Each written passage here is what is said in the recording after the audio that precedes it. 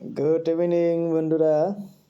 তো বড়ই এমন একটা ফল, শিশু বৃদ্ধ সকল বয়সী মানুষের কাছে কিন্তু জনপ্রিয় একটা ফল আর কি। সবাই এই ফল খেতে ভালোবাসে। তো সেজন্য এই বড়ইয়ের সাথে নতুন করে পরিচয় করিয়ে দেওয়ার কোনো দরকার নেই। তো বন্ধুরা, দেখতে পারছেন আমি এখন বড়ই গাছের তলায় আছি। তো ছোট্টকালের কথা মনে পড়ে গেল আর কি।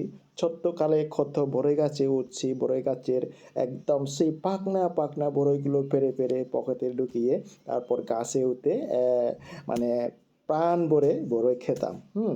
তো সেই ছোট্টকালের দিনগুলি আসলে মনে পড়ে আর কি। তো আজকে সেই বড়ই নিয়ে আমি কথা বলবো।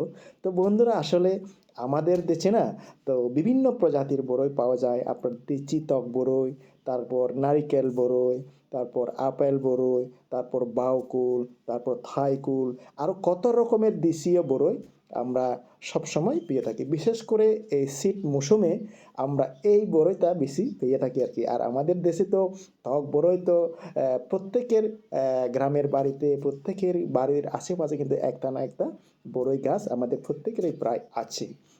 তো এই বড়ই তার সম্পর্কে কিন্তু আসলে আমরা অনেকেই জানি না। বড়ই যে এমন একটা উপকারী পুষ্টিকর ফল এবং রোগ প্রতিরোধক, সেই সম্পর্কে কিন্তু আমরা অনেকেই জানি না।